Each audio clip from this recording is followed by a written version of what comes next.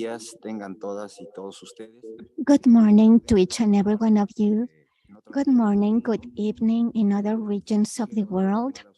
I would like to inform you that we're going to carry out the second day of the Global Summit for Electoral Democracy 2022. We're going to talk about norms and electoral bodies. Yesterday, we talked about principles and values of electoral democracy. To start with our session today, we have Dr. Francisco Guerrero, Secretary for the Strengthening of Democracy of the OAS, and he will be carrying out the welcoming address to our opening. And we have Elena Canning, Joint Secretariat from the European Commission. And Dr. Guerrero, I'd like to give him the floor. Thank you very much, Manuel. It's a great pleasure to greet you as from Washington, D.C., where we are located today. And I would like to say that this global summit is of great relevance for democracy, not only in our continent, in the Americas, but also around the world. I say so because we're living historical, complicated times, difficult times. And the last 2 years and a half, as you know, it's been so many challenges that we've been facing as democracy due to the COVID-19 pandemic. And also, we have had to live the economic, political, and social consequences of war. And also, as we talk in this opening event, simultaneously they're carrying out activities around the world. The General Assembly of the United Nations that's being carried out right now in New York, and we ourselves that have our session of the permanent session at the Organization of American States. And I would like to start by greeting the Secretary General, Mr. Luis Almagro. He cannot be with us today because he is the General Assembly. And I would like to congratulate Mr. Lorenzo Cordova, President and member of the board of the Electoral National Institute, for carrying out this event. And also greetings to my dear friend Manuel Carrillo, who's been a fundamental part of organizing this important summit. Core reflection, I would like to mention, because we want to hear Elena, that we know is going to be something really interesting she's going to convey to us. I like to talk about the relevance that electoral bodies have in our democracies. They are fundamental for the development of the voting commissions because they're the practical instrument, the technical and neutral instrument that allows citizens to be able to attend to the voting and balloting, to carry out in an objective manner voting. And under the democratic charter that this year is going to have 21 years in force, work that the electoral member bodies is a core issue. That is why every time they try to attack an EMB, every time they try to eliminate its independence or they want to control it as from the spaces of power, we need to raise our voice so that doesn't happen. Our autonomy, our independence as EMB is a guarantee with the one citizens count. So in these complicated times post-COVID, living a war in Europe, we have to maintain our democratic system. It's really important to mention that in the last 2 years and a half, the OAS has been able to participate in more than 25 electoral processes, developing our work as observants in the best way possible, and the fulfillment of elections, and that the EMBs can continue carrying out their work under these conditions, having autonomy, independence, and freedom, a core issue for us. And I would like to conclude by saying that conclusions that we're going to present at the end of the day, and after Elena Canning, joint secretary of the Commission for Global Affairs and Economic Affairs, will sum up to these reflections that we've been carrying out in the last months that will take us to the same aim, same goal, to ratify that this confluency deals fundamentally with the urgent need that this independence, this autonomy of the EMBs be kept, be maintained, and all of us from the civil society and multilateral entities, political parties, the entrepreneurs, all sectors that participate in the political process, we need to sum up efforts to always support this independence and autonomy of our EMBs, because we cannot have a good electoral system if we do not have autonomy and independence. So welcome at the beginning of this great global summit, and greetings to Elena Koenig, who will be addressing us. I give her the floor. And I'm likewise very happy to be here for the second day of the Global Summit for Electoral Democracy. And I would like to thank very much, of course, Instituto Nacional Electoral and also other organizers. Let me start off with the fact that we are indeed, as Secretary Guerrero mentioned, living in difficult times for the moment. And nowhere is that more true, I think, when it comes to the democracy and including electoral democracy, of course. The events we have witnessed over the past years is a stark reminder of the threats that democracy faces around the world. And let us be very clear, the issues are real. Around the world, people are losing their lives for revisionist instinct of those who do not respect the most basic of principles of the UN Charter. The Charter starts with "we the peoples," and that language reflects a fundamental principle of democracy, that the will of the people is a source of legitimacy of sovereign states.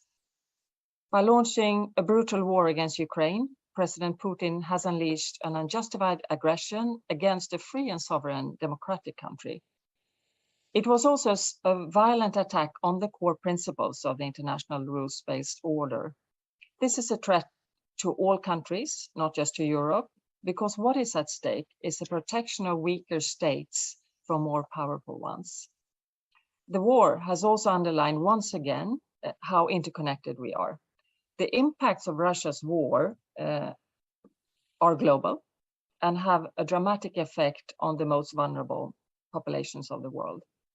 The war has caused food insecurity and is leading to price hikes and shortages, which have and will dramatically worsen the suffering of millions of people around the world. The unjustified and unprovoked war could end tomorrow if Russia withdrew all of its forces from the territory of Ukraine within its internationally recognized borders. Dear colleagues, let me take a helicopter view on the work that form the basis of electoral democracy and all actors that support that work, as was mentioned by Secretary Guerrero. More than ever, democracies must demonstrate that they can and do deliver. As our governments take stock of the challenges, it is so important that concrete actions follow, be it support programs or reforms that directly impact citizens' lives. The European Union is committed to defending and supporting democracy, not only at our doorstep, but also globally. What we see that the international environment is less favorable to the support of democracy, also because democracies are on the defensive. We need to restore confidence, in particular among young people, and show that democracy delivers. and delivers better than other systems, especially when it comes to social inequalities and the protection of fundamental rights.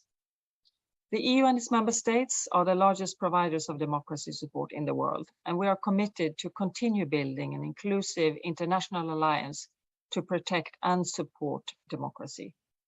It means stepping up efforts, both at home and abroad. Quite tellingly, democracy support is no longer only our development agenda's main thing, but also it's high on our security and political agendas. Common challenges require common response, and for this, I very much welcome your initiative to create synergies among international organizations and civil society on a strengthening electoral institution and election integrity. This is also in line with our own action. We promote a global and holistic approach. The purpose is not just to make our own societies more resilient, but also those close to our borders and beyond. When pressure increases on fundamental rights, civic and political rights, we need to double down in our promotion of inclusive and representative decision-making, and double down on demonstrating that a model of governance that is purposeful and cooperative is really what brings advantages to people. We need to focus on women and youth participation, working closely with civil society organizations, independent media, and academia. Let me stop a bit at that point. Supporting independent media, human rights defenders, and civil society action is vital to reinforce public awareness and counter the damaging effects of information manipulation and interference. The EU prioritizes empowering journalists, online activists, and human rights defenders, while also protecting them when there is a need. And there is a need for that now. We see increasing attacks against human rights defenders and journalists around the world. Assistance to human rights activists is probably the most visible of the EU human rights activities, which has a direct impact on individuals. More than 40,000 defenders have been assisted by our flagship program, Protect Defenders. Before going to my concluding remarks, I would also want to stress an issue that has increased in importance in recent times, and that is the fight against foreign information manipulation and interference. We have witnessed its harmful impact on global democracy and security during the pandemic, and now in the context of Russia's invasion of Ukraine. We need to address foreign information manipulation and interference as a long-term, well-resourced and well-coordinated effort. We need to have more high-level exchanges in international fora on this. It is a unique challenge and one that is increasing in importance, which requires exceptional responses. The EU is developing this work together with the United Nations and other international and regional partners. To counter the damaging effects of information manipulation and interference, it is critical to provide support to governments, election management bodies, independent media, and civil society. And to answer these challenges by building policy frameworks, secure infrastructures, and a regulatory capacity and oversight. We need to find the most effective ways to deal with a threat in a coherent and proportional manner, and always in full respect of fundamental rights of freedom. Dear colleagues, global challenges can only be addressed if we act together. Our democracies must focus on respecting and protecting the universality of human rights. Human rights apply to everyone, everywhere. It is important that we are united in our aim to support democracy from great power competition and defend and protect democratic values and institutions, all for the sake of our citizens. Thank you very much.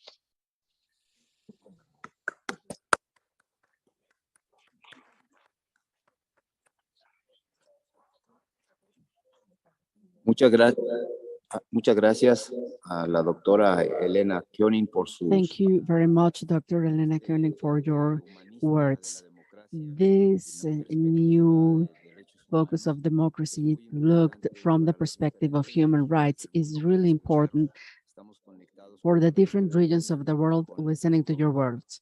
We are connected with Latin America, Europe, Africa, Arab countries, who in Asian countries who in turn organized 5 regional forums. This is a work we in democracies must continue permanently. Thank you very much for your message. We are going to take a 3-minute break before we start with the keynote speech on electoral standards and institutions. Thank you very much.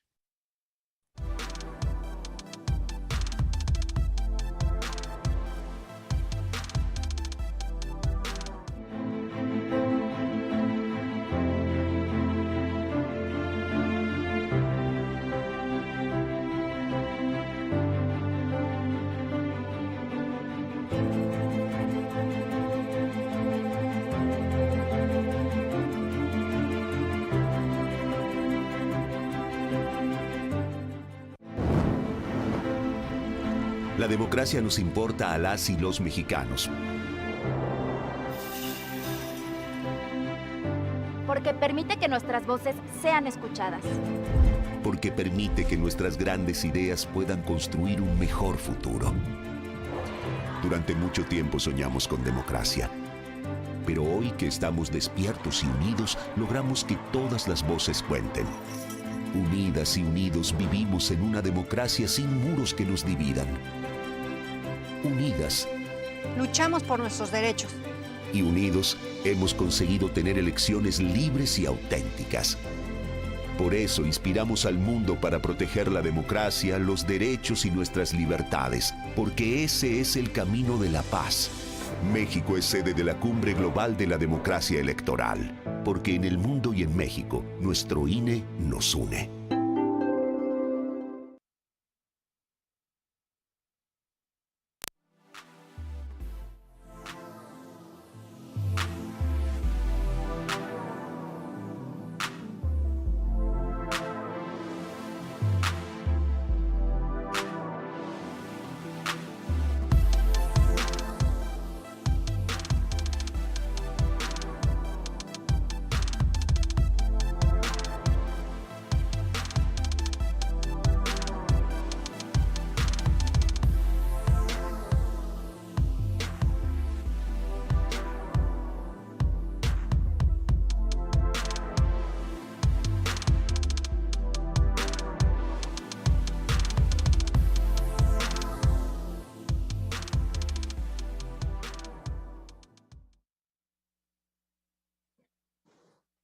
Muy buenos días tengan todos ustedes. Muy buenas tardes. Están escuchando. Good morning and good afternoon to those of you in other parts of the world away from America. We shall begin with our keynote speech with Dr. Peter Nolan force majeure cannot attend to give his intervention. He prepared his speech and requested Dr. Leonardo Valdez to read this speech and give us some comments. We invited as moderator Mr. John Collins, president of Delian Projects from Canada, who was General Director of Elections in Ontario, who will give some final comments at the end of Dr. Leonardo Valdez's speech. Dr. Valdez, who was president of the Federal Electoral Institute of Mexico, the floor is yours. Thank you very much, Manuel. Good morning, good afternoon, and good evening to everyone. On my behalf and on behalf of my friend, Dr. Peter Nolan, I want to congratulate Mr. Lorenzo Cordova and the National Electoral Institute and all the other institutions and agencies that are joining us in this event for your efforts. As it was said, my dear friend, Dr. Nolan, is unable to give his presentation, but he sent me his speech, and I will be happy to act as a spokesperson I will read his speech, and at the end, I will give my comments. Standards, Electoral Standards and Institutions by Dieter Nolan, Emeritus Professor of Heidelberg University. During this summit of electoral democracy, we debate about standards and electoral institutions within the framework of the disenchantment people have for democracy. It seems useful to begin our analysis by going into conceptual analysis, first regarding the concept of democracy, and second, the concept of standards. Regarding democracy, we must distinguish between one that is restricted to the institutional order and a wider one that, along with institutional requirements of a democracy, includes the results of economic, public, and social policies that governments are doing. Obviously, the appreciation democracy feels for citizens depends on what is expected from democracy compared to the actual performance. Latin America uses the wider concept, and when social and economic expectations are not fulfilled, disenchantment is extended, and it goes to include even the more restricted concept. Now, regarding institutional performance and some other values like participation, pluralism, freedom, as defined by Robert Time. This relationship between the reciprocal appreciation between political institutions and government performance includes demoscopic data as support. And now, electoral democracy.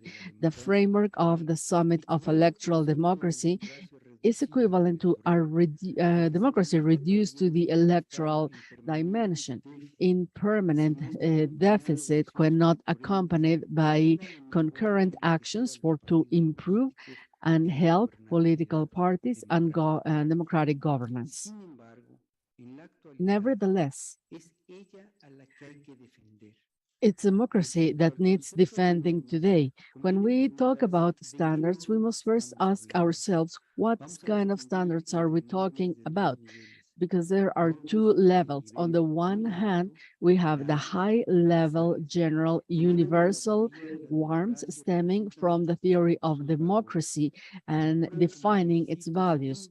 And they are essential for democracy, and they are criteria for assessing the lower-level standards or norms that stem from the national legislative processes to regulate the electoral process in different times, places, and stages. According to my friend Daniel Sobato, these are more complex and more controversial. But there is not a single recipe for them. They are in development, and their improvement cannot be attained just by the magical amendment of a law, but by successively approaching closer and closer to the goal, always within the context in which they work.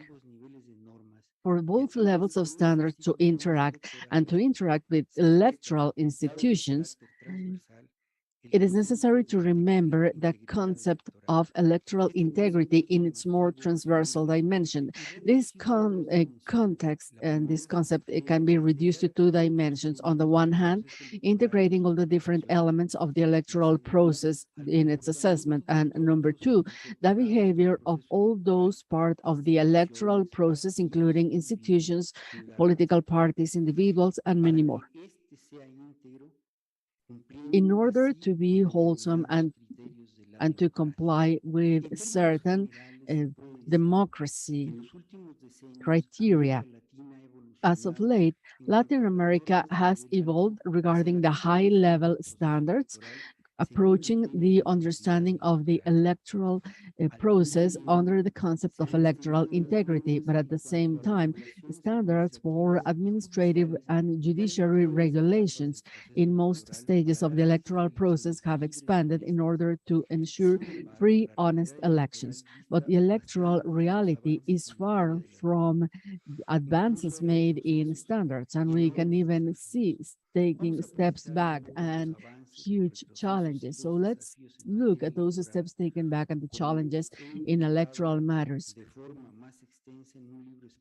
This can be found in a book I co-authored with Antonio Garrido about elections and democracy in Latin America that will be published in a few weeks.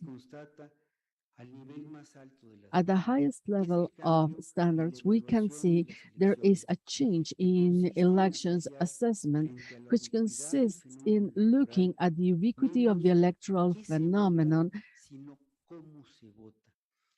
The analysis is not on what, but why, but what is voted for. And central here is electoral integrity. A second step forward has to do with regulatory standards under the concept of electoral integrity, looking into every single stage of this process. This field is highly differentiated, highly heterogeneous, controversial, and dynamic, thus increasing the value of high-level standards rather than get it lost in the specifics. And we must also remember there's been an advancement in the understanding that no electoral regulation model can be universally effective because each country must find a way of organizing elections that adapts to their own specificities. For example, regarding social heterogeneity and social and cultural specificities and historical experiences are important, and the best and you should use the best model adapted in order to attain electoral integrity. In actuality, in those places where the concept has remained democratic and under the rule of law in the last decade, has been attained through important amendments. Now let's talk about trends regarding electoral amendments administered by electoral authorities, which are structural. The first trend in Latin America is focused on autonomy and political independence of electoral bodies, the strengthening, the specialization, and the enlargement of their powers to all areas of the electoral process. These are recognized as very important structures for democracy. In Mexico, the electoral reform in 1996 was something never before seen with transitions towards democracy.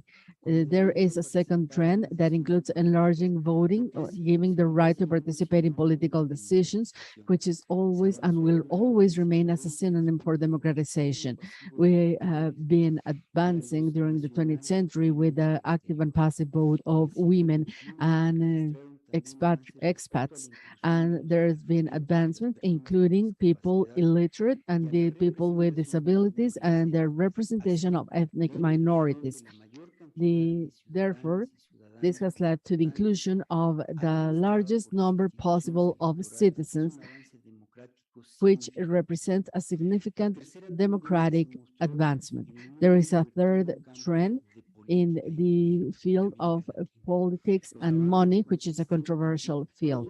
In here, advancements means that all electoral regulations are regulating political financing in different terms, modalities, and levels, depending on each country.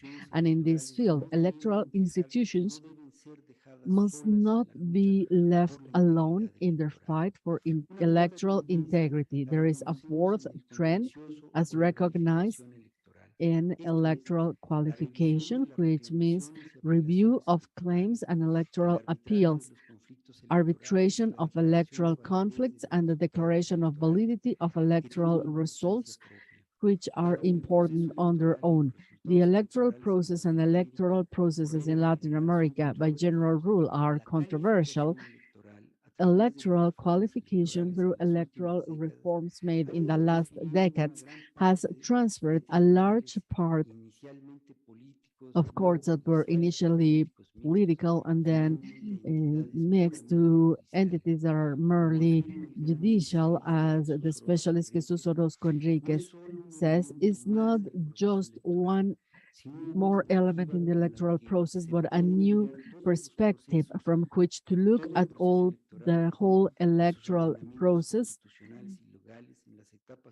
in the pre-electoral and electoral and post-electoral stages, in all based on the concept of electoral integrity. And this also confirms our initial emphasis. And this region has a wide variety of procedures and bodies that follow the legal traditions of each country and their corresponding social and political contexts, which leads to general recommendations. Advancements in standards are accompanied by a lot of controversy, which is not surprising considered the complexity of these issues, alternatives, advantages and disadvantages, and the effects they have on electoral competition. It's not easy to implement reforms adapted to the context within a context that is in itself highly politicized and mistrustful. The difference between constitutional theory and reality is especially uh, notorious based on the advancement made in standards by the extension of standards leading to the processing of new areas, including the areas where politics and money are. And when this can emphasize weaknesses like a lack of training or weaknesses in the institutions and agencies and their willingness to put standards into practice, which sometimes affects trust in electoral bodies. And they will have also contribution of political stakeholders who use criticism for their political means. The current president in Mexico is a great representative of this nefarious trend. Beyond his well-known control function, the media are gladly selling the disqualification to the electoral processes and the inertia in their practice. And sometimes debate itself will feed mistrust in the administrative performance of elections as electronic voting, which leads to very polarized positions, going from the end of those believing that this could solve all the issues in electoral processes to the other end with people who believe that their implementation is going to lead to electronic fraud through complicated and sophisticated mechanisms that will be even harder to control and to analyze compared to manual systems. This has led to a political visibility that has nothing to do with bodies that have to comply with standards stemming from political processes. And under this, we see that there is control of these policies in the electoral environment. According to Orozco, several bodies in charge of the development, surveillance, and management of electoral processes are under high control regarding their integration, and different members come from the judiciary power and they are named by the judiciary. And this type of recruitment is also characteristic of constitutional courts that have a ever-growing role in this area, and that must not go unnoticed. Everything that may, in theory, help solve different conflicts can be nothing more but the beginning of electoral manipulation and participation in the democratic processes due to inadequate and improper and even illegitimate processes when a constitutional court, for example, substitutes the legislative branch, as we've seen in El Salvador, that is using the law as a solution, but that has a limit. Electoral law is a highly differentiated and complex field. Scientifically, it is in the intersect between public law and political sciences. As the key book of Latin American electoral law. In order to counteract some of these deficits, Electoral law should be taught as a scientific, practical discipline, and in recruiting staff, it is necessary to keep both scientific doctrines in balance. When we think about the steps taken back, I understand that these processes that go against the standards at both levels will also affect electoral integrity. In Latin America, when we eliminate all progress made along the way, like, for example, Venezuela,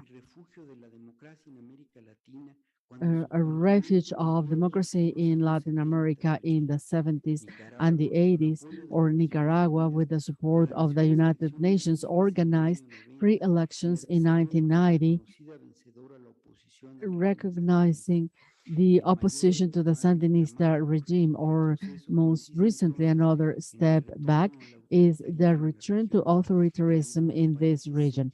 In some countries, democracy has been broken, the rule of law have been broken, the separation of powers and the autonomy of electoral bodies, their electoral integrity have been lost. And this leads to two observations. On the one hand, the authoritarian regime of government stemming from free, honest elections usually turns into the intervention of the executive branch in the electoral with an illegal and unconstitutional management of electoral processes. When people are not aware of the danger to democracy, because dismantling of democracy is a process that starts from the inside out and can be a slow one. Therefore, we must always resist. And democratic opposition, if they can still participate in an authoritarian regime by participating in authoritarian elections or not, asking for free, honest elections, sometimes in Peru, in Ecuador, or in Bolivia, it would be possible to recover electoral democracy by following this road, which means do not lose your trust, your strength, and your willingness. Let's talk now about challenges of standards at both levels and institutional bodies. These challenges mostly refer to social and cultural factors. It's focused specifically on the behavior of actors faced with electoral standards and institutions. This can be an obstacle, this can mean a step back, but they vary in time and place. Some factors can be more general for the whole region. Factor one is mistrust. Mistrust appears as a phenomenon resulting from experiences, and however, these experiences induce individuals and collectives to believe that compliance with the law is not so beneficial, and at the end, only fools will respect ethical standards. At the collective level, this is going to feed the absence of standards of human beings under the concept of an anomic state. A second factor here is corruption, and which is omnipresent in Latin American politics. This is well documented, and it can be seen in financing fields. And third factor, polarization, and fifth, populism. Undoubtedly, there is a systemic interconnection of the different factors, and they all contribute to making it more difficult the work of electoral bodies. Questioning electoral integrity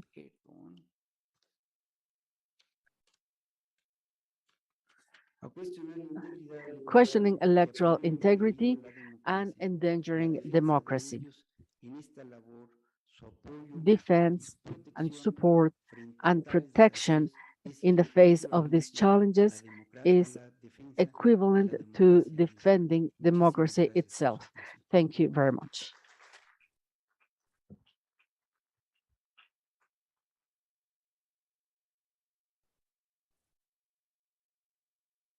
Thank you very much, Leonardo. Manuel? Okay. My name is John Hollins, as was mentioned by Manuel. I'd like to thank Lorenzo Cordova and INE for inviting me to speak today. My comments will be in line more with election management bodies. And I'm actually going to use my own experiences in the province of Ontario, the impacts of our changing society, which happens to be more global than it is just nationalistic for us right now. And I want to mention a few areas. We speak of autonomy for a chief electoral officer. And in Ontario, the chief electoral officer is responsible for the delivery of the election and for political financing. They are appointed by the Legislative Assembly, and it requires a 75% majority of the Legislative Assembly, and it has to be based on non-compliance with the law to remove the person. In other words, in Canada, we call that kind of a job for life. It's interesting, and it's based in nonpartisanship. What does that give us? Well, we report to the people. By reporting to the people, we also control the actors. What do I mean by that? To actually participate in an election, you have to register. The registrations include parties, candidates, party associations, and any third-party actors that wish to be involved. With this registration, the chief electoral officer also has the power to deregister. And in actual cases, if we, for 100% of the people that register, approximately 15 to 20% get deregistered. It keeps them somewhat within the lines and helps the administration keep control of what's going on throughout the election. As the agencies moved forward over the last few years, the idea and the adjustments that we've been faced with have been transparency and inclusion, and the auditability processes. The auditability processes have led us into continual process re-engineering, serving our client, which is the voter.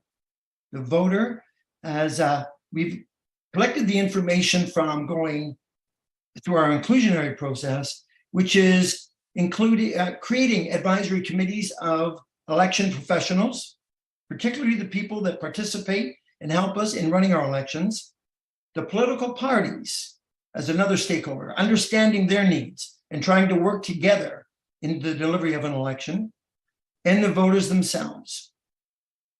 The effect of populism that we've experienced is best reflected in the polling we do post-electoral event. Following an event, we hire a company to go throughout the community and do the polling on numerous questions, in particular, the trust of our organization.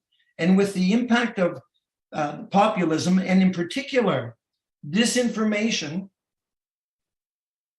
and the access, which has actually driven us into greater access, has fallen from 97% approval rating to 81% approval rating, which is very discouraging and something that we're trying to respond to through our advisory committees. In the election administration, and the impacts that we're trying to reach out and try to figure out at this point is in disinformation, how to control it. Of course, we follow the media, we respond immediately, but we're always behind the comments.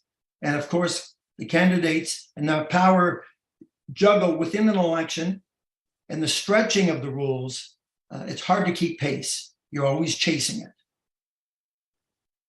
And in the administration of an election, accessibility is huge. Our considerations have been particularly with disabilities and culture and gender equity. For us, one of the biggest challenges is getting it out in all of the languages. But that also means tracking and responding to disinformation in all of the many languages and cultures that participate in our elections, and the recruiting of our staffing. And within disabilities, it's become a structural issue as to access, in particular, making sure that everybody under any circumstance can access wherever it is they choose to vote. Where are we leaning as we go forward with elections? In this past election in June, we have pushed out with more voting days, the idea being culturally, we want to avoid holidays, religious holidays in particular. Our voting period, the writ comes down, office is open, you have 28 days, starting on the 27th day. 27 days of voting starts in your regional offices where you're actually running an election. Interesting enough, this is actually before we have candidates. It becomes a write-in process. We also have 10 advanced poll, or we call it advanced voting opportunities, plus election day and voting by mail. The challenges that we face as we go forward, we believe it's an interesting one. And of course, the move seems to be towards electoral technologies. And Ontario has definitely moved in that direction. And we've moved in that direction based on what we believe is electoral need and administrative need. This was a tough call for us because we tried to avoid administrative ease, which is very challenging because you can make your job much easier, but it might be at the expense of the participants. And in going forward, we have found that the more electoral days, it makes it easier for the voters, but it doesn't change the impact on the turnout. I think we were, at one point, we were figuring, or at least questioning ourselves whether we were trying to have a push too far in the direction of increasing the turnout. Well, clearly that didn't work for us this time, if that was our goal. Our goal really was just to create access to all of our voters. So they have the access. We felt we did very well with that. As far as the actual turnout, no. We felt that's a whole different impact. We don't control that. Our law doesn't allow us to necessarily promote come and vote. It promotes, we're allowed to engage the voter to tell them where to go and vote and where their voting opportunities are. As I mentioned, our turnout, it dropped to a dismal 43%, which was, nobody holds a party and only wants 43% people to come out. And in my closing remarks, as we move forward, we continue to seek out making our electoral processes better. The auditability in this time of perceived distrust, we need total transparency. We have long discussions on how we define a free and fair election. We question things like voting in a supervised environment, i.e. a polling location, versus an unsupervised or remote voting by mail or internet. These are going to be our challenges. We understand that. And on those remarks, I'll conclude. Thank you.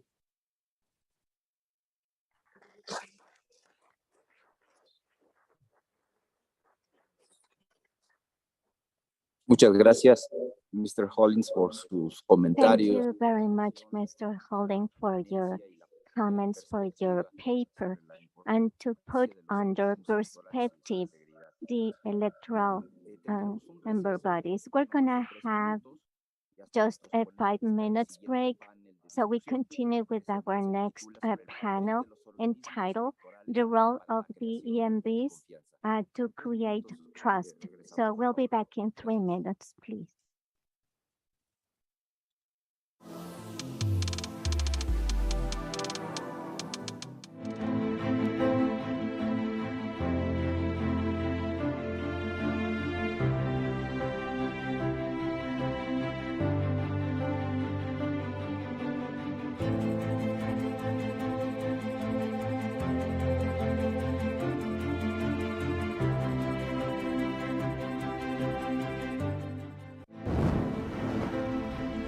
La democracia nos importa a las y los mexicanos. Porque permite que nuestras voces sean escuchadas. Porque permite que nuestras grandes ideas puedan construir un mejor futuro. Durante mucho tiempo soñamos con democracia. Pero hoy que estamos despiertos y unidos, logramos que todas las voces cuenten. Unidas y unidos vivimos en una democracia sin muros que nos dividan. Unidas Luchamos por nuestros derechos. y unidos hemos conseguido tener elecciones libres y auténticas. Por eso inspiramos al mundo para proteger la democracia, los derechos y nuestras libertades, porque ese es el camino de la paz. México es sede de la Cumbre Global de la Democracia Electoral, porque en el mundo y en México, nuestro INE nos une.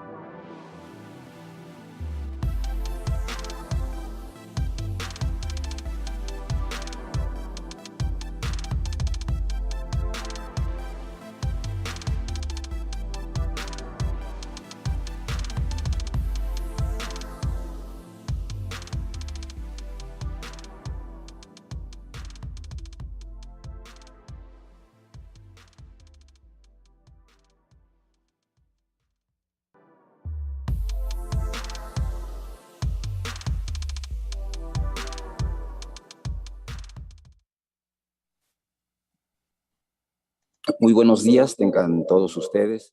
Buenas tardes, buenas Good noches. morning, good evening, good afternoon to each and every one of you. I'd like to give you the most cordial welcome to this second day of the Global Summit for Electoral Democracy 2022.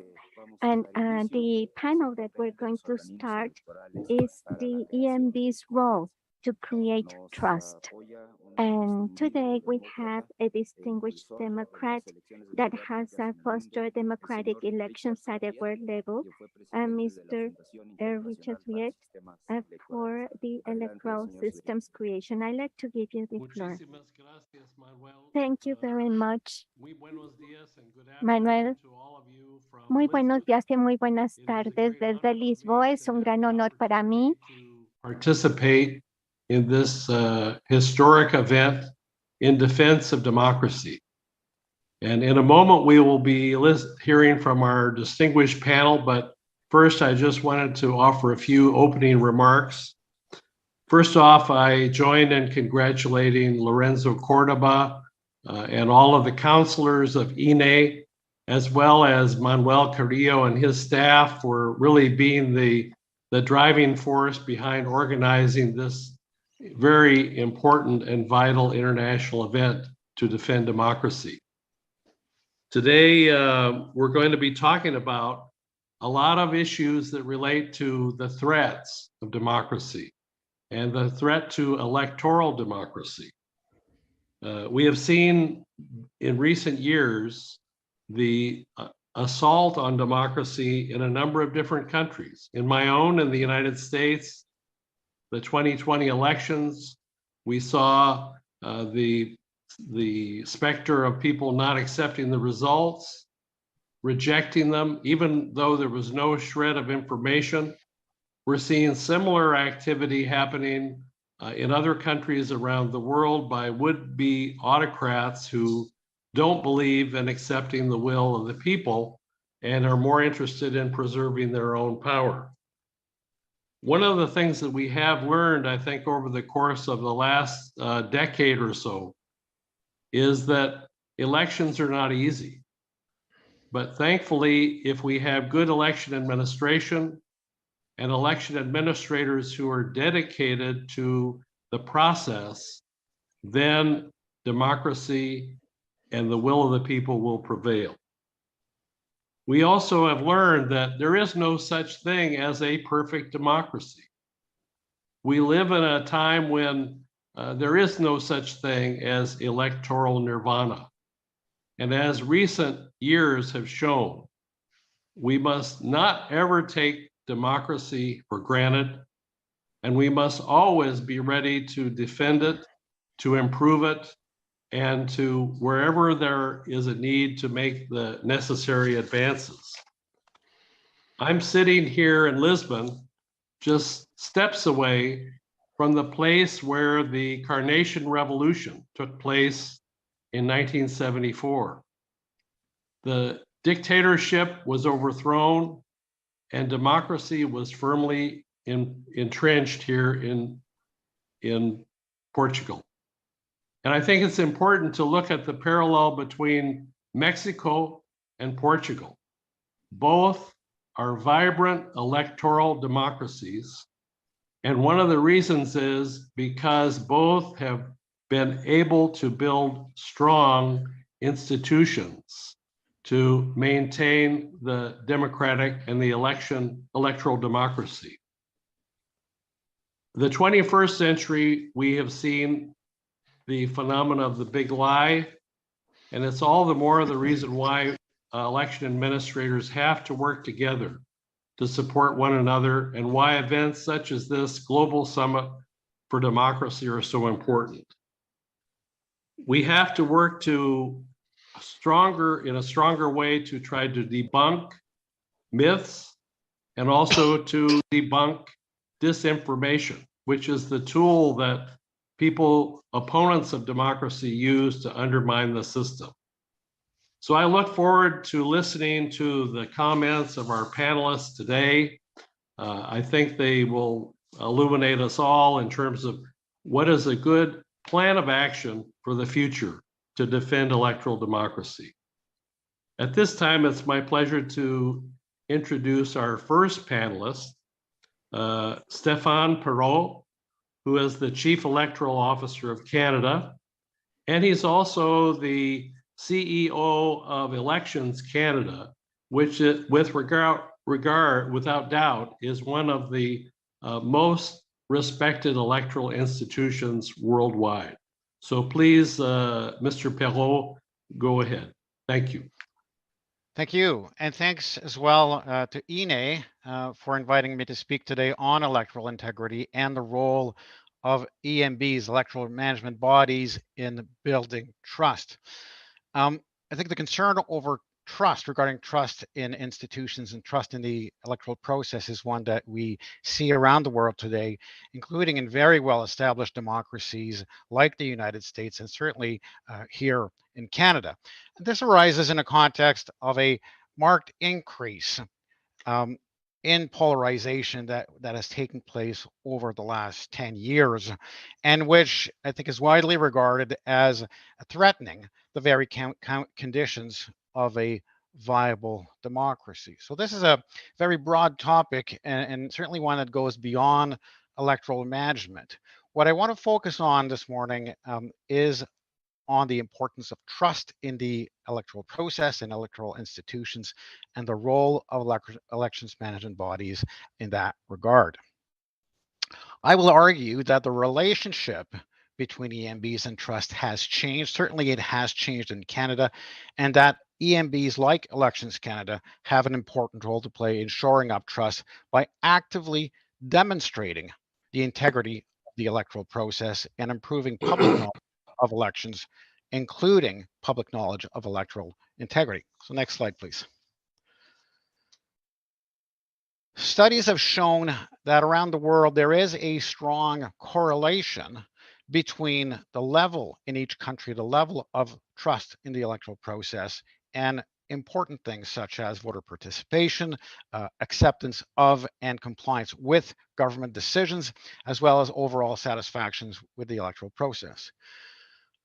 I should say that in Canada, trust in institutions like Elections Canada, like Elections Ontario and other provincial counterparts remains high. And I know the remarks of John Allen a few minutes ago regarding some decline there. But overall, the trust remains high, so is the trust in the electoral process. However, we would be very naive to think that somehow we are immune from a decline in trust in the context that we live in today, and that has been described earlier this morning. Now, if you go back to the origin of Elections Canada in 1920, we were an institutional response to a problem of trust. In order to improve trust in the electoral process, an independent, nonpartisan body was created to run the elections.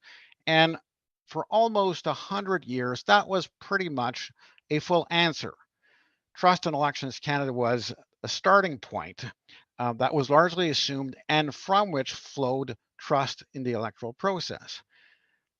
That trust, however, in my view, can no longer be assumed. It must be earned. It must be earned in an environment that is highly polarized and that, as we know, is fertile ground for disinformation.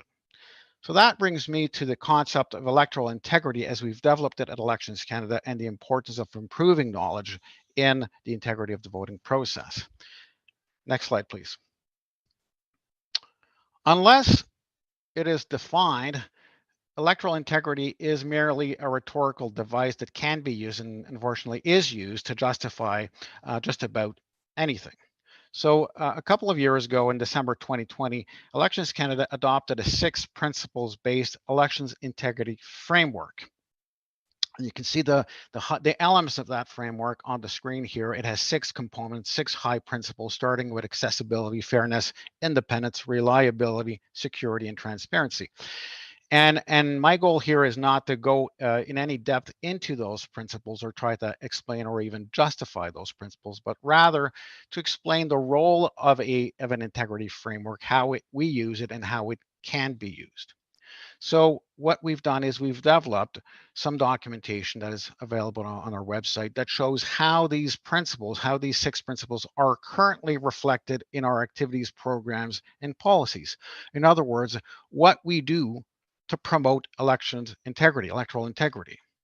And so that's a first aspect of how we use this framework as an explanation of our current activities and practices. But a second, and in my view, certainly equally important function is that we use the framework as a reference point against which we measure changes to our programs or policies or activities. So the framework is not just descriptive of a status quo, but is a guide for analysis and a guide for decision making. I want to be clear here. The framework is not an objective measure of integrity in the sense that it does not include some scoring mechanism of any kind for each of the principles, let alone for integrity at large. But what it is a lens that forces us to be very deliberate and explicit when we look at changing one aspect of another of our program policies or procedures. So for instance, in the last general election in 2029, and in 2021, we adjusted postal voting to adapt to the pandemic and large-scale postal voting, and so the changes that we made, including the changes to the counting process, were assessed and explained to the public, including political parties, through the lens of the 6 principles of electoral integrity. So the integrity framework is both an internal tool to adjust our policies and practices, but also a tool that serves to explain the integrity of those changes to an outside audience. So next slide, please. That leads me to the issue of an important issue of improving knowledge in the voting process, and in particular in the integrity of the voting process. Studies have shown that the more people know about a process, the higher the trust. And that's not surprising. That's true of any process, including the voting process. Traditionally, the role of elections managed bodies was basically to provide information on the voting process, essentially in order to help electors cast their ballot. So we would have information on where to vote and when to vote and what are the different options and what identification documents are required in order to vote and so forth. And of course, we continue to do that. In recent years, we've had and we continue to have to develop strategies to combat disinformation on those very topics. When is the vote? How do you cast your ballot? And so forth, and mainly through monitoring of social media. But increasingly, I think we need to expand our communication strategies to proactively and explicitly address issues of electoral integrity by providing more information on the various safeguards and mechanisms that ensure the integrity of the vote. In other words, we need to make the demonstration of the integrity of the vote and make that more explicitly than we have ever done that in the past. And so again, this is something that we've just begun to do in the last general election in 2021. We provided a lot of information on the safeguards, for example, around postal voting and other aspects of the vote. I think this is an area that we need to build on. We are in the learning phases of that process, but I think it'll be critical as we move forward. And that brings me to the last point, the next slide, which is about partnerships to defending the integrity of the elections. I think that as we go forward, we would all benefit from having some common language, some common vocabulary around this idea of electoral integrity. I'm not talking here about a scorecard to rate a particular voting process, to rate countries, but rather generally accepted principles that provide, in broad terms at least, some common language to frame debates around electoral integrity so that it does not mean just anything that anyone wanted to mean. And it serves as a reference point that is outside each of our own individual organizations. So that's the first thing. I think we need that common language around integrity. And we need to share best practices. And we've begun to do that around disinformation and misinformation. And that's an important work going forward, again, as we've heard this morning. But I think we need to go beyond that. We need to share our experiences regarding how we demonstrate the integrity of voting processes to our stakeholders, to political parties, and to voters at large. So I'll stop here. Thank you. Thank you very much for an illuminating presentation. And if we have time towards the end, then perhaps we'll come back for some additional questions.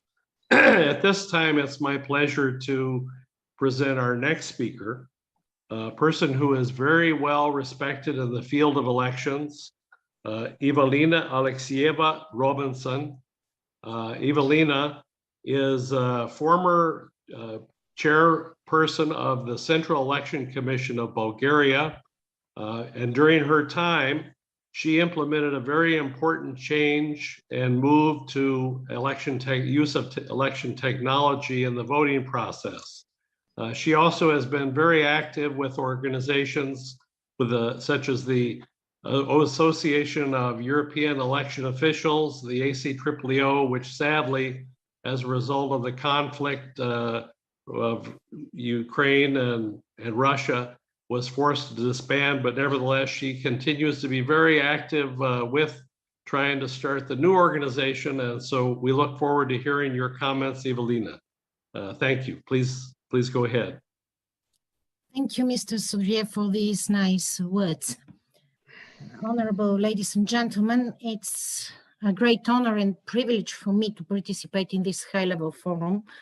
I would like to greet the National Election Institute of Mexico and the partners for setting the right questions and presenting the current challenges to the electoral processes. I will repeat some of what has already been said, as I find these issues very important. In these times when decreasing the trust and interest in elections has become a trend, I see the role of DMBs in building trust in how DMBs execute their powers. They are to strengthen some of their traditional methods and implement innovations to respond to the new challenges. All activities of DMBs can contribute to building trust. But first, DMB must be a pillar of the rule of law and democratic values to build trust. Regardless of the deviations in the interpretations of the law and the actions of DMB by various actors and for various reasons, DMB must work within the law, respecting both the letter and the spirit of the law. This requires high professionalism, independence, neutrality, and strong resilience of the commissioners.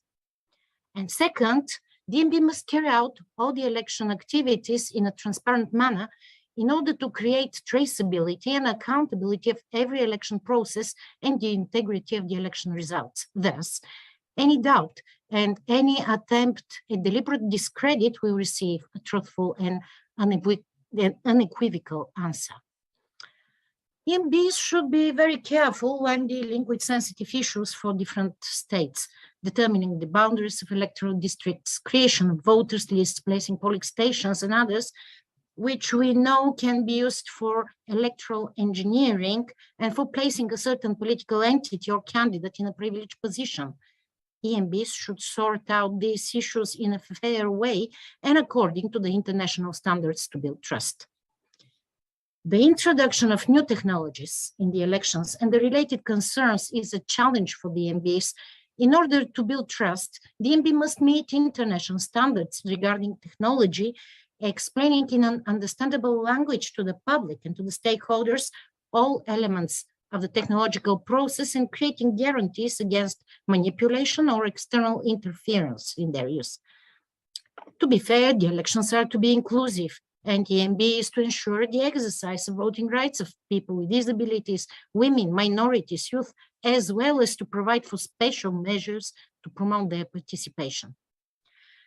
The educational role of DMB is particularly important.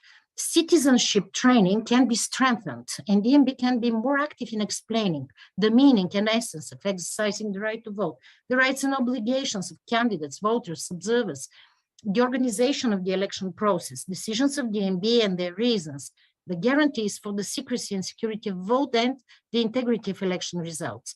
For the DMBs, for these EMBs can use different channels, can organize meetings, can use social networks. Thus, voters will be more motivated to participate in the elections, they will be informed about the electoral processes, and public trust will increase. DMB should have a proactive role in the media for citizenship training and others, and nowadays, they must give a quick and comprehensive response to the publications or broadcasts of misinformation, disinformation, malinformation related to the election processes to increase trust. The control over the election campaign plays an essential role in building a sense of justice. Every hate speech, racist, xenophobic, or other discriminatory manifestation should be promptly sanctioned, and this fact should be given publicity. Ensuring transparency and timely and efficient control over the campaign finance is also a powerful tool for building trust. Smooth and transparent E-Day, open for observers, and transparent and quick counting, tabulation of votes, and announcing the election results contributes to people's trust in elections. And the time after elections is also time for building trust. A lessons learned exercise which shall be optimally inclusive, the identification of weaknesses and jointly planning measures to overcome them is a powerful tool for increasing trust and improving electoral practices. It can also lead to suggestions for legal amendments to fight fraud, or when it is found out that the norms lead to consequences that do not correspond to the democratic values. DMB can be the initiator of these amendments. Last but not least, building trust is an ongoing process that also requires ongoing capacity building of DMBs. Beyond the regular training of the election administration, let me emphasize on the role of international organizations. Their researches, publications, and the training, seminars, conferences, forums organized play an essential role in upgrading EMB's capacity to meet the challenges and increase trust. It is not an easy task for the EMBs to exercise their roles. In many cases, EMBs work under strong political pressure that tests the integrity of the commissioners and administration, a threat of a smear campaign that tarnishes their reputation in some countries, a purely physical threat to theirs and their family members' lives in other countries, and simply replacement of commissioners after elections in third countries.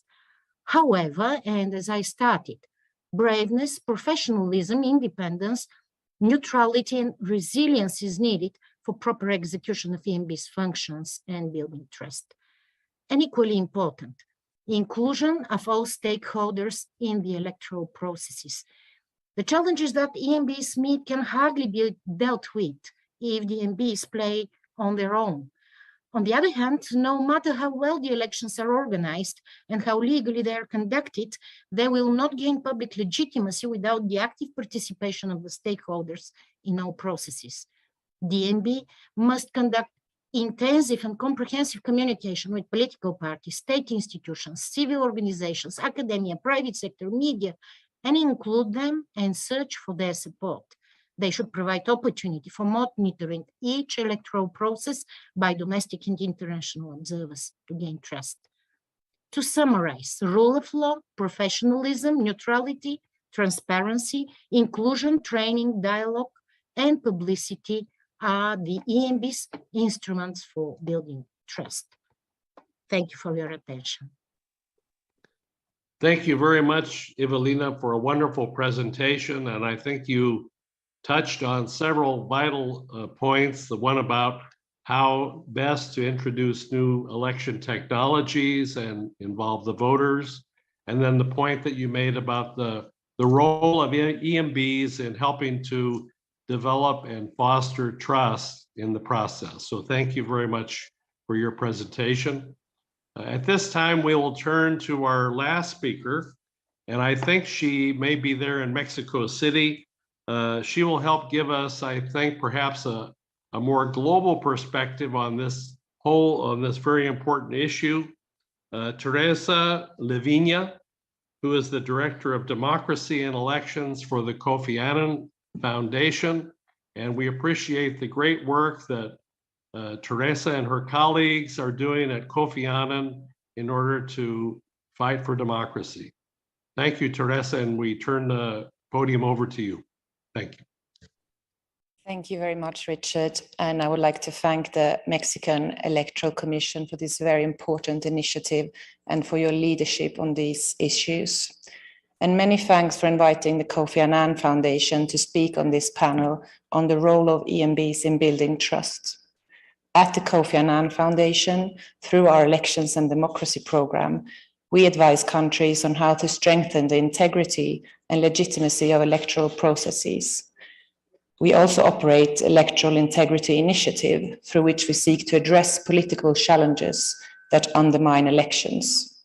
One part of our work is also to support EMBs in doing their work, providing them with support in what can be a difficult political atmosphere. This can include, for example, advocating on their behalf and trying to mitigate efforts by various actors seeking to undermine the trust in EMBs. As we have often seen, autocratic regimes often attempt to use the holding of elections as a cover for lacking legitimacy. But elections without integrity cannot provide the public with trust and confidence in their leaders and institutions. When elections are conducted with integrity, they bolster democracy, promote security, and uphold human rights and fundamental freedoms. Problems with lacking electoral integrity are currently of rising concern in both established and developing democracies. The Global Commission on Elections, Democracy and Security specifically noted the central role that EMBs play in delivering elections with integrity. It noted that they must be professional and competent with full independence of action, including access to necessary finances and resources, with a mandate to organize transparent elections that merit public confidence. If they have these characteristics, EMBs can play a very important role in strengthening electoral integrity and hence the public's trust in the elections and the political process. Studies show that greater degrees of autonomy and capacity are associated with increased levels of confidence and trust in the population, and lower levels of electoral violence and less concerns about legitimacy. A number of factors play a role in determining an EMB's independence and credibility. Their capacity and competencies as set out in electoral laws or the Constitution, how its decisions can be overturned and by whom, their selection and dismissal procedures of personnel, and their financial independence. Now turning to look at some of the challenges facing EMBs today. As they work on a range of activities from determining voter eligibility to electoral dispute resolution, their competency and credibility can shape the overall perception of and confidence in the integrity of the election. At a time when democratic values and processes face many challenges, these bodies are increasingly scrutinized and attacked. They may also be targets for actors attempting to manipulate the outcome of elections. At the Kofi Annan Foundation, we have worked in several countries where actors have tried to influence or hijack EMBs. There have been cases where they have been starved of resources or faced political interference which prevented them from carrying out their jobs effectively. We have witnessed efforts to undermine confidence in these institutions with unwarranted public criticism and disinformation campaigns which attack their impartiality and integrity. Turning to some concrete examples of our recent country engagements. The recent elections in Kenya, for example, highlighted the importance of how EMBs conduct themselves for whether the electorate will have faith in the integrity of the electoral process. An EMB needs to conduct itself efficiently and transparently and in a way that inspires confidence among citizens. Otherwise, no matter how well they execute the election on a practical level, voters will not trust the institution and they will not trust the results of the election. Another example is from Nigeria, where we have worked with the Electoral Commission in multiple elections. Elections in Nigeria tend to be highly polarizing, and there is always significant pressure on the EMB and challenges to how it is carrying out its activities. More recently, they are struggling with an onslaught of online disinformation. We are helping the EMB develop the capacity and strategies needed to effectively mitigate the impact of disinformation.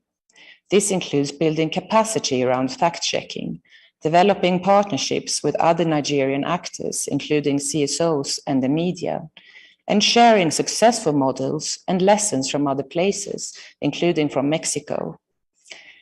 So these are some of the key issues that we have seen in our work regarding the role of EMBs in building trust. And we have seen that the challenges that EMBs face in Africa and Asia are often very similar to those faced in Europe and other places in the world. That is why it is so important that INE is bringing us all together with this initiative so that we can share experiences. Finally, to conclude, it is clear that when elections are conducted with integrity, they are at the heart of democracy's ability to resolve conflicts in a society. When citizens feel trust and confidence in the holding of elections and in the work of EMBs, it deepens democracy, enhances public discourse about current issues and possible solutions, and leads to a more stable and peaceful society. Building and protecting competent, professional, and independent EMBs is therefore a key priority for improving electoral integrity. I thank you.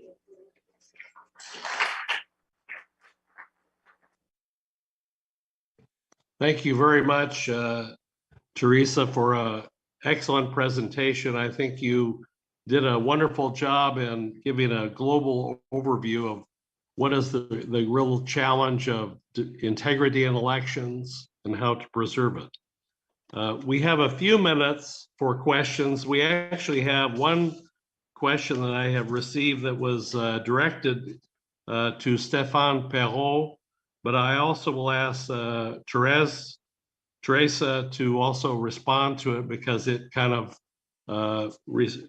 refers to the comments that she has been making on electoral integrity. The question is, considering Elections Canada has been in the business of elections since 1920, please give 3 key elements for election management bodies to consider in terms of their role in promoting electoral integrity and credibility. And perhaps, Teresa, if you could also respond to the second part of that. Thank you.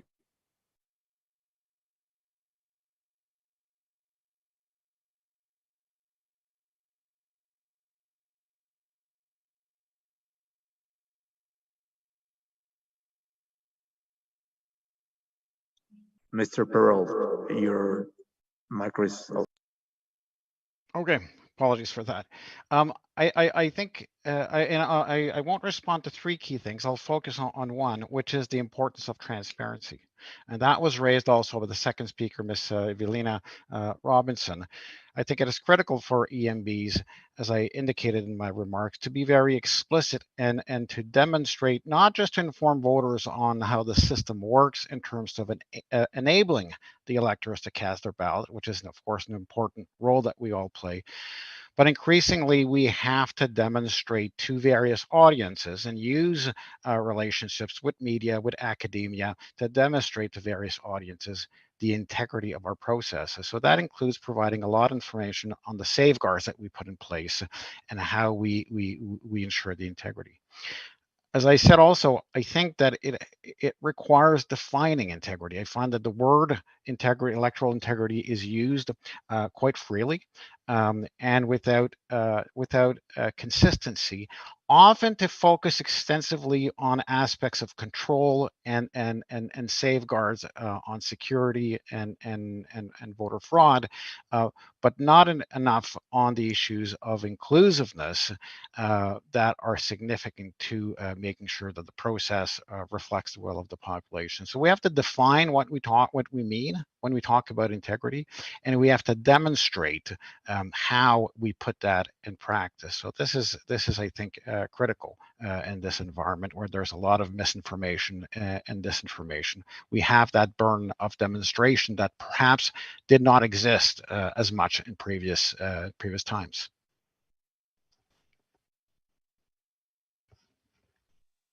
And Teresa, if you could, you actually have gotten a specific question that relates to this, but the questioner is asking if you could highlight 2 or 3 key issues going forward that you see impact the public's trust in both election management bodies and elections. Thank you.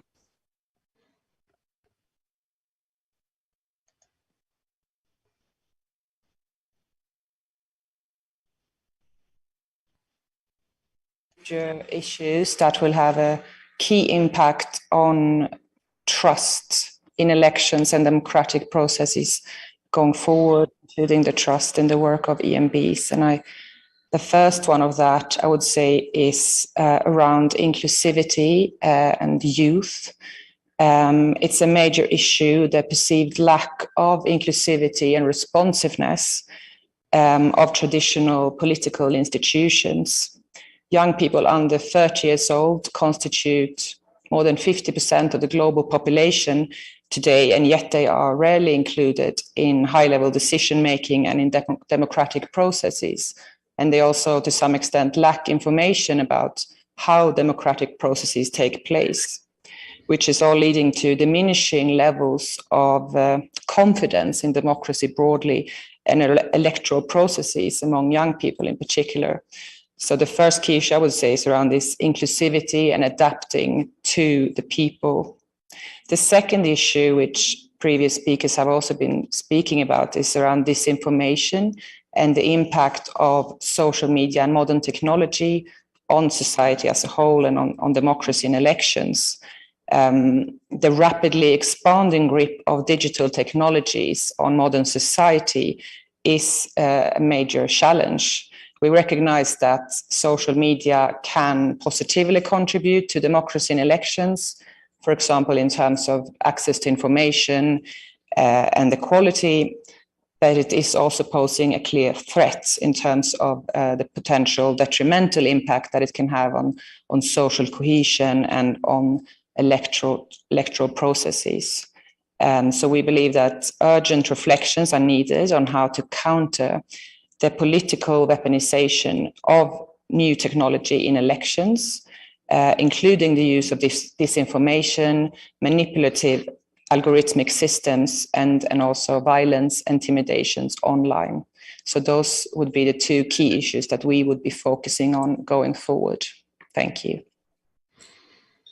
Thank you very much. I am now able to like to turn to Evelina. I have a question for her.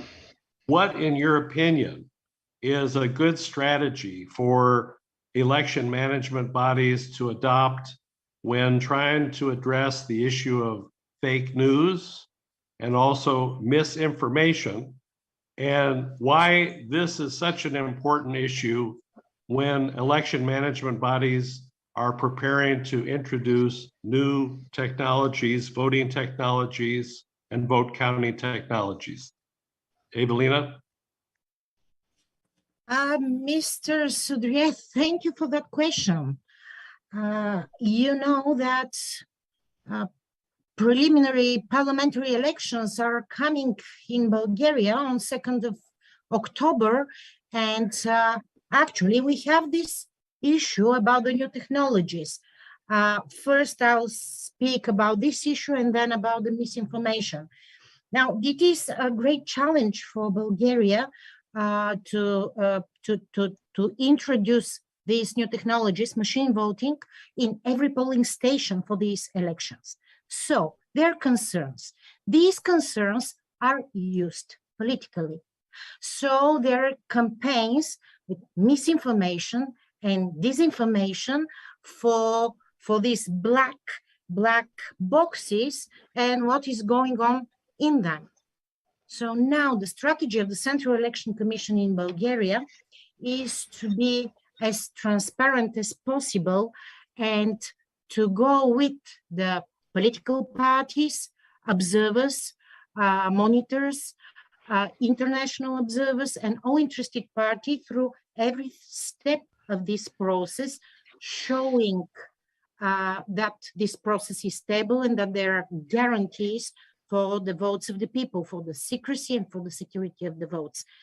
But what is challenging here is the inclusion of all the population, because in some cases, old people or people with disabilities are not very capable. They have these technical skills to use the machines.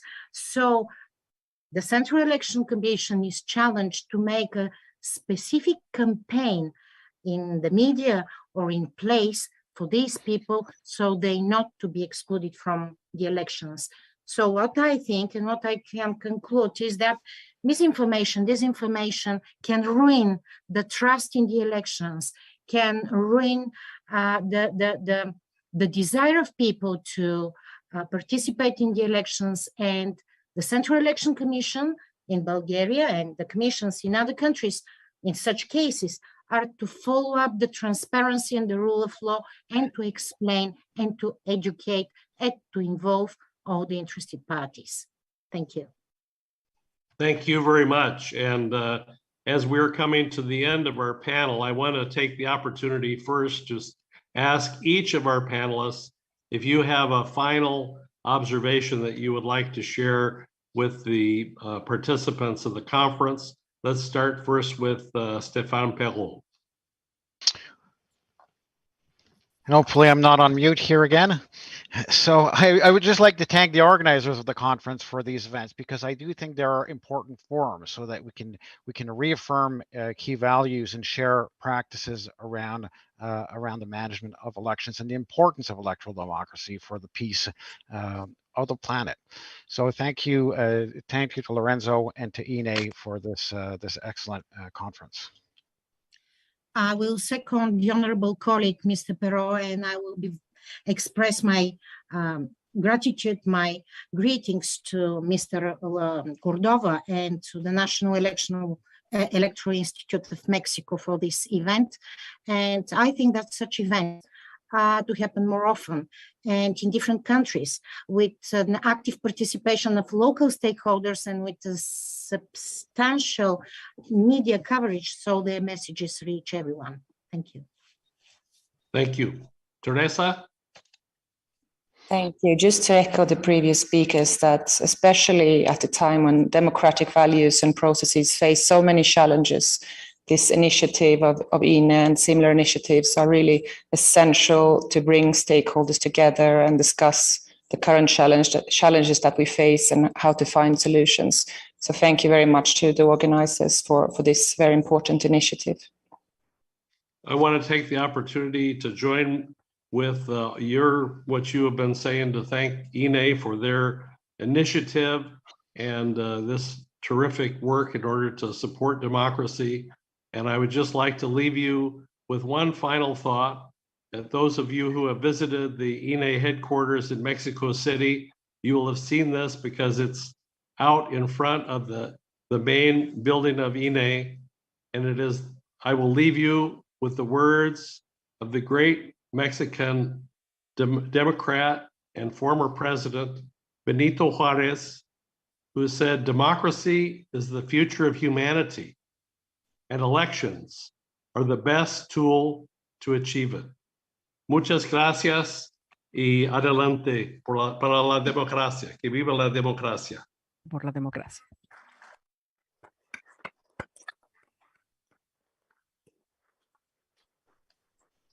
Muchas gracias, señor Thank Sudriet. you very much, Mr. Sudriet, and thank to each of our panel members. Thank you very much for your participation and your contribution. We are going on break. Thank you very much. After the break, we will continue with the next part of our event and the regional reports for electoral democracy. Thank you very much.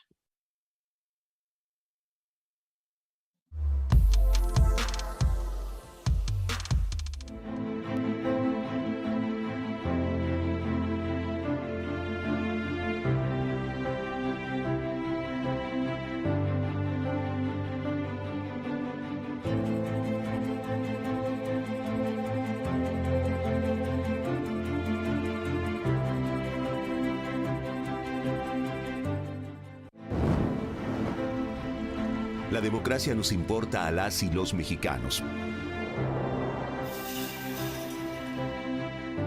Porque permite que nuestras voces sean escuchadas. Porque permite que nuestras grandes ideas puedan construir un mejor futuro. Durante mucho tiempo soñamos con democracia. Pero hoy que estamos despiertos y unidos, logramos que todas las voces cuenten. Unidas y unidos vivimos en una democracia sin muros que nos dividan. Unidas. Luchamos por nuestros derechos. Y unidos hemos conseguido tener elecciones libres y auténticas. Por eso inspiramos al mundo para proteger la democracia, los derechos y nuestras libertades, porque ese es el camino de la paz. México es sede de la Cumbre Global de la Democracia Electoral, porque en el mundo y en México, nuestro INE nos une.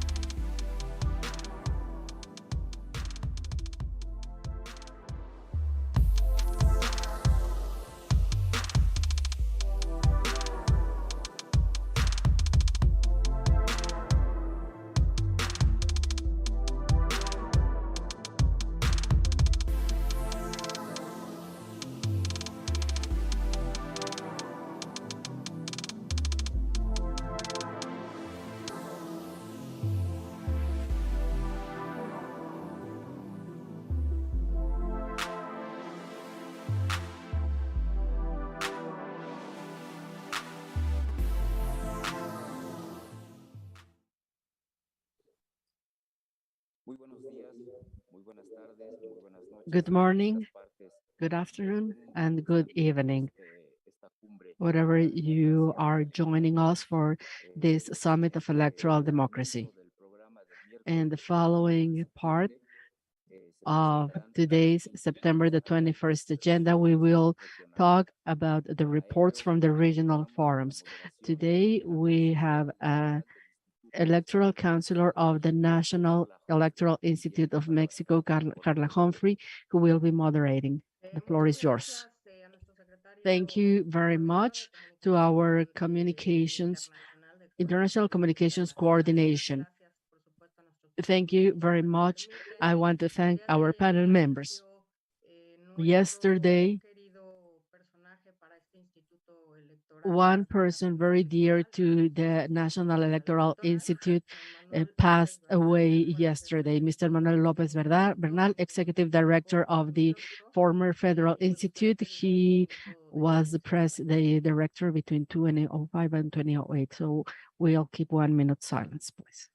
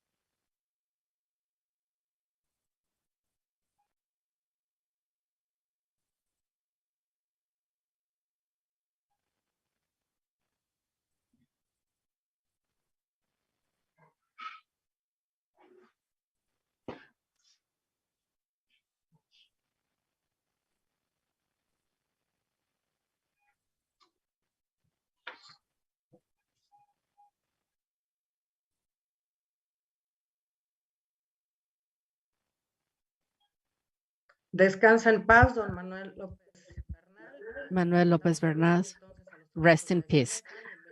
We shall then begin with our panel. Please be welcome. I want to thank those who are present at the National Electoral Institute in Mexico and those joining us via Zoom. There are two studies that let us see a new phase of what modern sciences are calling the democratic deconsolidation, offering revealing historical, social, economic, political, and electoral data written by serious authors and published by relevant publishing houses and therefore cannot be ignored. First, Van Graver, a Belgian philosopher and politician, talking against elections, how to save democracies, which essentially says that we must stop resisting by raffling to elect our representatives. The second from a Georgetown University professor against democracy, where he clearly denounces the inefficacy of the commissioning mechanism as it is today, proposing substitution for an epistocracy or the government by the most prepared people. We also have a text by Jaskan Mount and Robert Stefan Foa in 2016, published in the Journal of Democracy, an essay called The Democratic Disconnection, affirming that forever the old knowledge saying that once democracy had been attained, it will remain forever has been surpassed. They say that we must start thinking about the following this consolidation, and a few months later, a second article called The Signs of this Consolidation was published. And according to them, democratic consolidation is the product of the alternance of public power becoming stable and irreversible, while there were no other options than democracy, which had political democracy that authoritative alternatives were not providing. However, they said that modern indexes to measure the extension of democracy don't really focus on durability, and this conceptual gap demands a new scientific mapping. Finally, a book by Haggerty Kaufman, June 2021, studies the global phenomenon called the backsliding or electoral regression, with information from 16 countries, saying that backsliding is a gradual deterioration, sometimes unnoticed by the society, of institutions and democratic institutions, rules, and others. This is a new discipline that was unimaginable 10 years ago. The main premise of the state of the art, which is disenchantment with democracy, is central and determining in this and many other works. In the middle of these coordinates is where we find ourselves today. The conceptual document of our summit decided to use this basis as the invitation for this summit to talk about the challenges and the state of our current status, to talk about the findings of 5. Today, we're going to listen to the results of 2 of the 5 regional forums.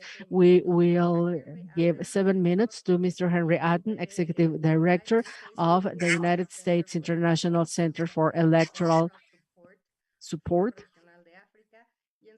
the Regional African Forum, and then Rashid Ahantum, Manager of Programs of the Arab Network for Democratic Processes. Mr. Henry Atten, the floor is yours for 7 minutes. Thank you, Carla, for your opening remarks. Let me thank INE for hosting this essential event, particularly the president of INE, Lorenzo Cordova, for bringing relevant democracy and election stakeholders for this summit. Facilitated by the United States International Center for Electoral Support, the African Forum, the Regional Forum for Africa was held from July 25th and 26th within the auspices and framework of this global summit. The forum brought together electoral democracy stakeholders from the academia, civil society, election management bodies from over 15 African nations, including Ghana, Liberia, Kenya, Malawi, Cameroon, South Africa, Uganda, Ethiopia, Zimbabwe, Nigeria, Rwanda, and others. In the 2 days, participants discussed the strength of democracy, backsliding, and explore opportunities to advance electoral democracy across the continent. The topics discussed range from the impact and opportunities caused by COVID-19, the regional trends with regards to constitutional and unconstitutional coups, inclusiveness of electoral processes across the electoral cycle, and explored different ways to strengthen the conduct of elections and the role of regional and sub-regional organizations in safeguarding and promoting electoral democracy across the continent. In assessing the state of electoral democracy in Africa, the forum made the following findings. One, that COVID-19 posed significant challenges to EMBs in carrying out their constitutional mandate and exposed some tensions between EMBs, the executive, and the legislatures, particularly on issues around funding, security, and access. In some countries in Africa, COVID-19 restrictions were used by some governments to suppress potential, but also registered voters and undermine free speech. The second challenge and finding was that social media has contributed enormously to providing a space for malign actors to undermine elections and democracy processes and instill distrust in the conduct of elections through disinformation and misinformation. Participants agreed these have served as an incentive for electoral violence and in some cases have increased the cost of elections. The third finding and challenge, as opposed to other continents, participants agreed that the academic community in Africa, especially African universities, are lacking in supporting electoral research in Africa. They expressed the need for African researchers in the academic community to invest in research and provide EMBs with informed findings to help shape and advance electoral democracy in the continent. The fourth was that the forum assessed coups as an impediment to the advancement of democracy, electoral democracy in the continent. The increased use of military coups, especially in Francophone Africa, was discussed, and participants agreed that weak institutions and the tightening and capture of the civic space and the political, civic and political space have been used by dictators to stay in power and have served as an incentive for military coups. And the fifth and last finding or challenge participants did was they acknowledged a backward trend in the progress made in the last decade in advancing electoral democracy, and highlighted that have diminished citizen participation in the political space. Among them was issues around internet shutdown, intimidation and arrest of political opponents, but also efforts to undermine freedoms and liberty. Forum participants, however, concluded that regardless of these findings and challenges, opportunities do exist to mitigate and improve electoral democracy in the continent. The first is that technology continue to provide a measurable influence in promoting electoral integrity, transparency, efficiency, and acceptability of electoral results. But they insisted also that technology should ensure that international standards, universal standards are adhered to in the implementation of technology. Second, that participants called on African member states to strengthen democratic institutions, especially election management institutions, and requested regional and sub-regional organizations to implement regional instruments that support member states in strengthening systems that promote electoral integrity and enhance the civic space, but also to create avenues to hold African leaders accountable for undermining democracy. The third is that there was a consensus on the institution and strengthening of constitutional term limits for presidents owing to the increased number of coups, the prevalence of conflicts, and democratic backsliding as a whole in the continent. And lastly, for election management bodies, stakeholders to work very closely with the academic community to promote electoral research across the electoral cycle, including issues around transparency, access, inclusion, but also innovation. There was a consensus also that electoral professionalism should be an integral part of any EMB, and express the need for degree programs to make elections a career path for the next generation of election administrators. So in conclusion, EMB participants express a continuous need for exchange programs and the sharing of information and lessons learned in promoting the values of electoral democracy in the continent and also across the globe. I would end here, and I'll be open to take any questions or comments with regards to the African Forum. Thank you.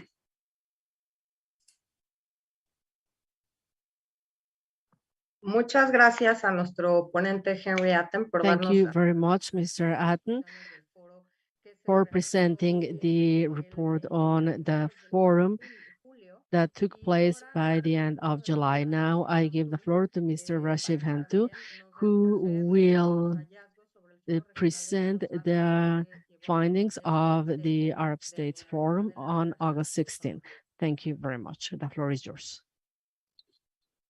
Thank you, Councillor. First of all, I have to pay my deepest condolences.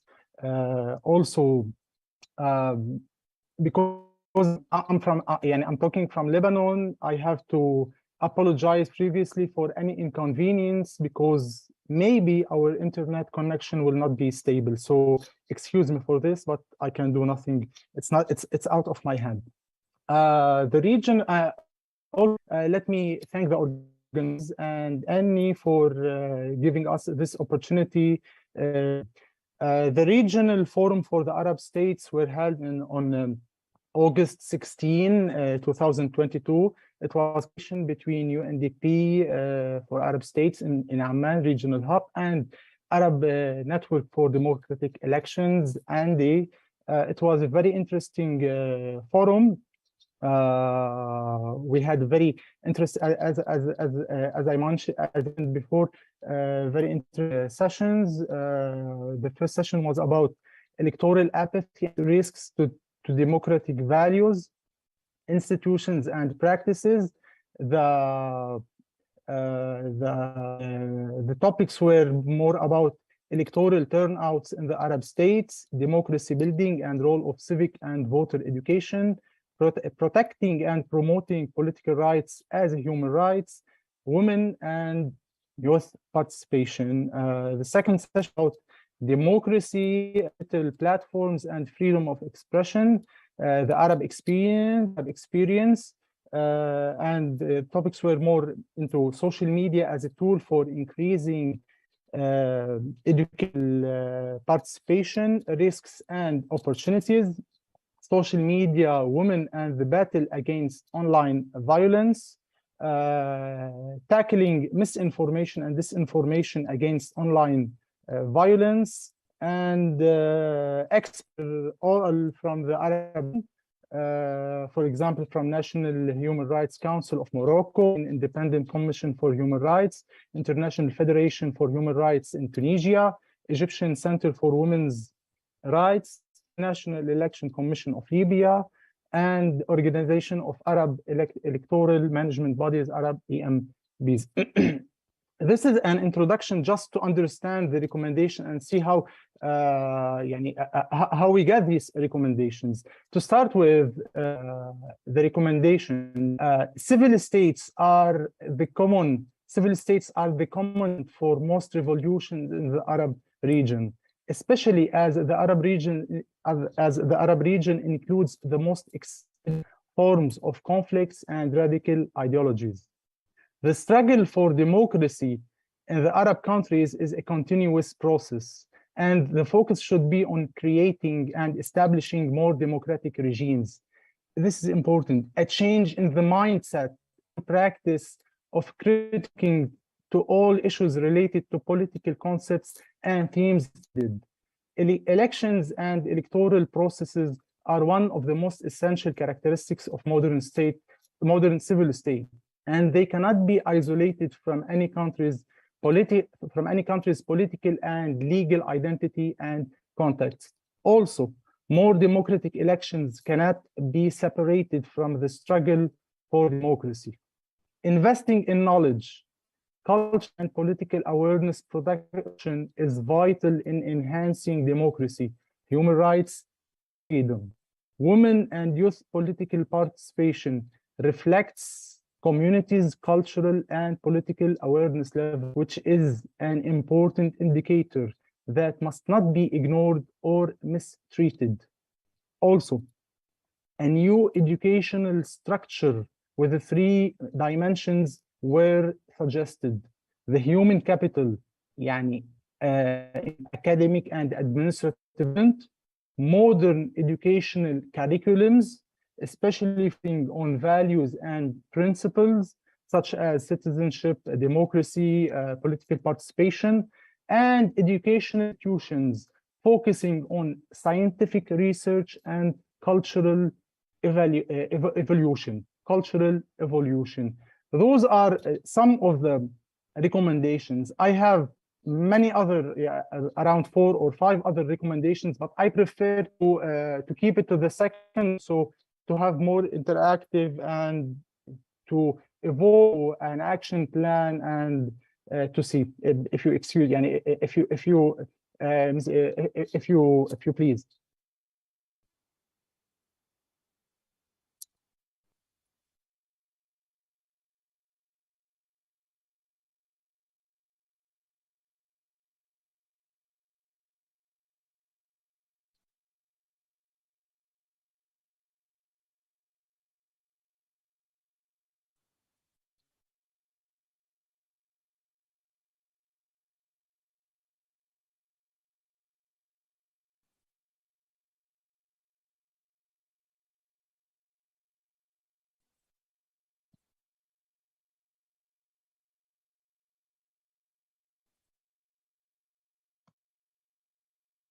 Mr. Hamtu, can you hear us? Yes, I can hear you. Because we can hear you. And I finished my first round of recommendations. The set of other recommendations, I prefer to keep it to the second round, if we have a second round. Okay, thank you very much. Pues gracias a los dos por estas primeras intervenciones. I want to thank both of our panel members for their intervention.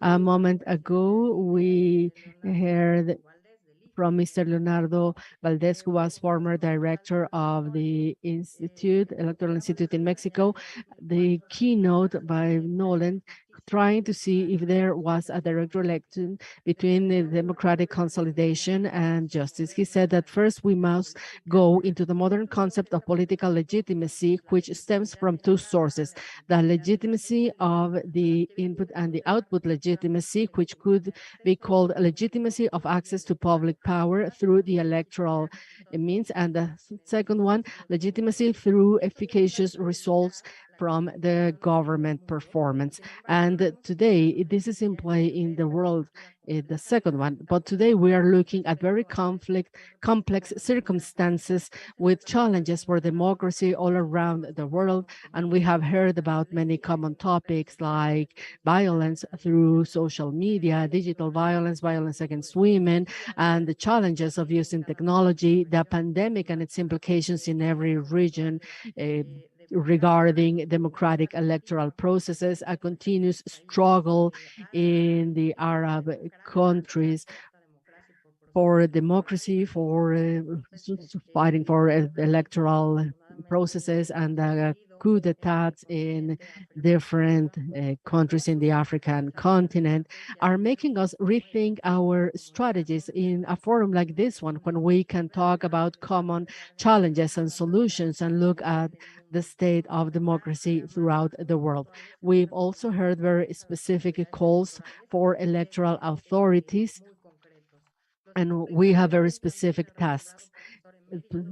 The emeritus professor of the Harvard School of Law, Mark Tushnet, in his most recent book, The New Fourth Power, Institutions for the Protection of Constitutional Democracy, says that modern autonomous bodies have a more central and in-depth mission to support and protect the democratic system as a whole, calling them powers that guarantee democratic governance, viability, and resilience, both political and judicial, in our republics. They call us institutions that protect democracy.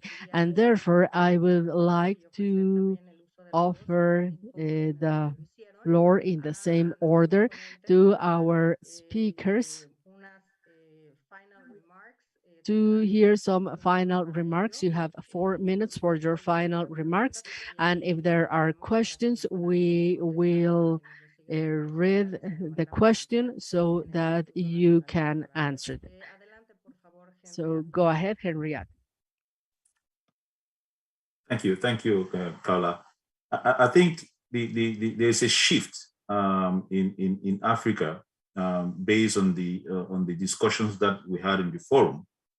Shift because we're now seeing more of the legal part of elections being showcased, especially in Malawi, in countries like in Kenya, where elections were cancelled and more inclusive and transparent elections were organized, where the Supreme Court, really came out to showcase their independence. But we're also seeing cases like in Nigeria, where the civil society is becoming more forthcoming and to hold leaders accountable and to try as much as possible to return the tides of backsliding. But it's also concerning in areas like in Burkina Faso, in Mali, in Chad, where militaries have taken over and undermining all efforts of advancements towards democracy made by those countries. So it is normal that Africans continue to engage in these discussions, and that regional organizations, especially the sub-regional organizations, continue to engage with the member states to ensure that, not just the inputs like you mentioned, but also that the output mechanisms are strengthened in a way that citizens feel comfortable to participate in the political process, but also trust in the institutions, in democratic institutions, especially election management bodies. It also calls on a reflection on the composition of election management bodies. What does the budget of election management bodies reflect when it comes to professionalism of the election management bodies, and how these election management bodies interact with different actors within the election space, to ensure that elections are upheld, elections are acceptable, they are transparent, and that they can contribute, measurably in advancing electoral values, but also democracy in the country. I think we in Africa, even though there are some very concerning issues, the African continent is on a good track, and we expect that the regional organizations like the African Union will continue to play a more robust role in inserting herself as an institution that promotes and upholds the values of democracy.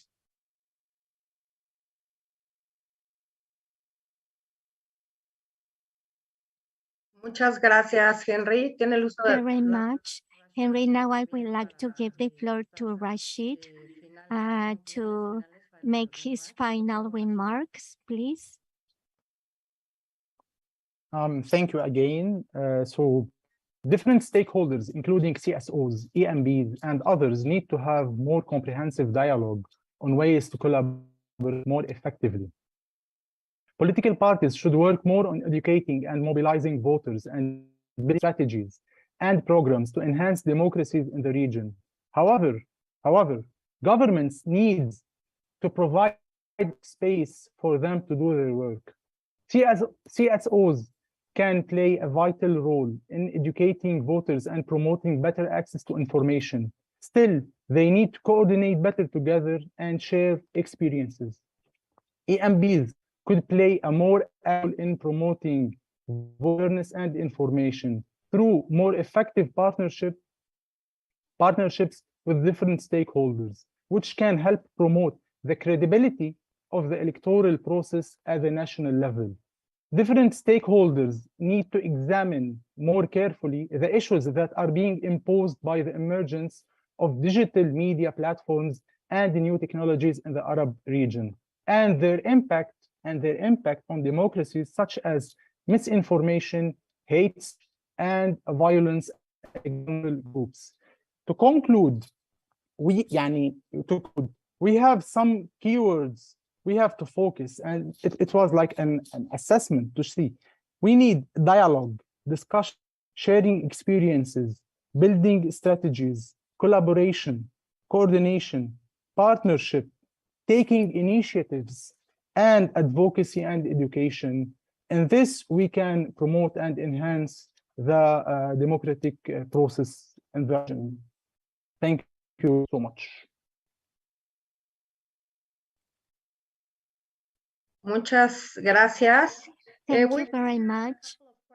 Aquí tenemos. The first one, who and how regulates the fake news in your regions? And the second one, do you have any recommendations to protect the integrity of the electoral authorities?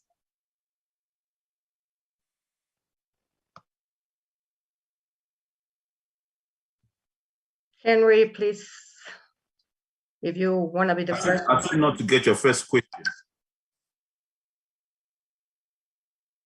Can you repeat the first question? The first question is how and who regulates the fake news in your region? Thank you. I think in different areas, there are different institutions that regulate. There is very limited regional instruments that regulate the use of social media. And so it's left now for the governments, the different governments, to be able to regulate the use of social media. Some have used social media, have regulated social media, and put in place punishments for fake news ranging right up to terrorism, right? That really stifle free speech. And we think in most countries they have a telecoms regulatory commission or a telecoms regulatory board. In most countries, especially countries around Francophone Africa, in some countries there are code of conduct that regulate political parties' involvement in the use of social media, like the case of Kenya. So it depends. It varies from country to country. But what has been broadly used is the institution of early warning to ensure that social media is used in a more productive way, and that EMBs are able to respond proactively and mitigate and coordinate issues that has to do with disinformation or misinformation. On your second question about the protection of election commissioners or election authorities, is something that has to be legal, but also a very good discussion between the EMBs and the security sector on how EMB should be protected, not just the officials themselves, but also electoral materials, sensitive electoral materials, so to speak. We've had cases in Africa where electoral materials are burned few days to the elections, and the commission becomes very difficult for them to manage elections in certain constituencies within certain countries. So I would suggest that it's a matter of the law, any sort of protection within the Electoral Commission, whether it's the commissioners themselves or is the electoral material, it should be within the context of the law. So much so that mechanisms are put in place, not just within on election day, it should be before elections, I mean across the electoral cycle, and even during post-election periods where commissioners and election staff and election materials are most at risk before the conduct of elections. That's what I can say for now, but I think it's a subject that we really need to go deep into, including how commissioners are appointed, how staffs are recruited, because those components also play a role when it comes to trust in those officials, and that may also trigger some areas around threats and incidents of violence. So I'll end there for now.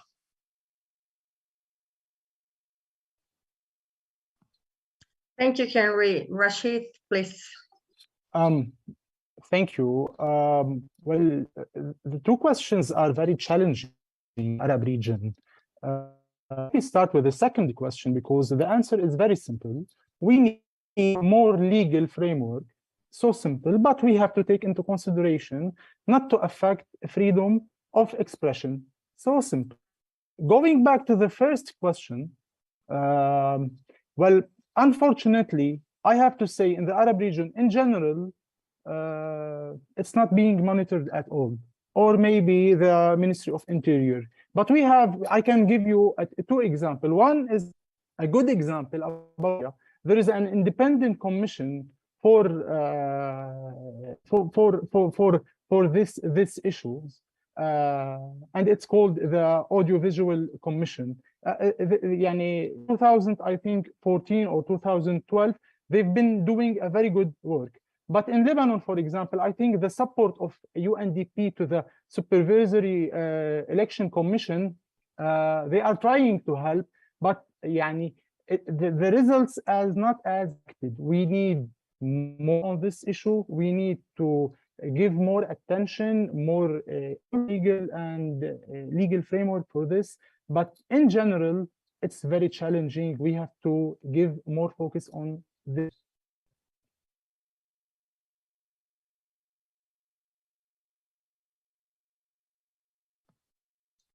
Thank you very much, Rashid. Pues con esto, salvo que Muchas gracias, Rashid. Unless you want to give final comments, this is the end of our panel. We are facing global issues like in Mexico, probable reform, and it is very important what you said about protecting the integrity of electoral bodies. It's stemming from the government and from a strong fabric that can protect the integrity and the activities of EMBs. Thank you very much for sharing with us the findings and conclusions of your regional forums. We hope we can have an opportunity to talk to you and maybe someday to meet in person. On behalf of the National Electoral Institute of Mexico, INE, we thank you for your participation in this World Summit. Thank you very much. I want to thank Councillor Carla Humphrey for moderating our panel. We are undergoing a change era with the technological modernization, the pandemic, the new geopolitics around the world are having a significant impact on political and social behaviors. And that's why this summit is a starting point to continue with our efforts for strengthening it. Thank you, Carla Humphrey, for your words. Thanks to our speakers. We'll meet tomorrow for the last day of the summit. We will talk about perspectives for our democracy. Thank you very much. Good morning, good afternoon, good evening.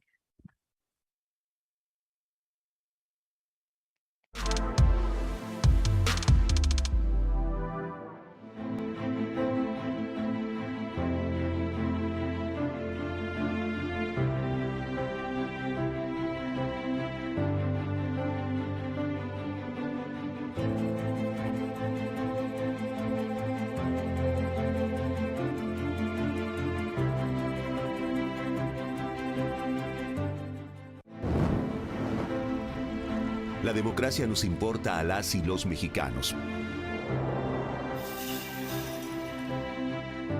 Porque permite que nuestras voces sean escuchadas. Porque permite que nuestras grandes ideas puedan construir un mejor futuro. Durante mucho tiempo soñamos con democracia. Pero hoy que estamos despiertos y unidos, logramos que todas las voces cuenten. Unidas y unidos vivimos en una democracia sin muros que nos dividan. Unidas Luchamos por nuestros derechos. y unidos hemos conseguido tener elecciones libres y auténticas. Por eso inspiramos al mundo para proteger la democracia, los derechos y nuestras libertades, porque ese es el camino de la paz. México es sede de la Cumbre Global de la Democracia Electoral, porque en el mundo y en México, nuestro INE nos une.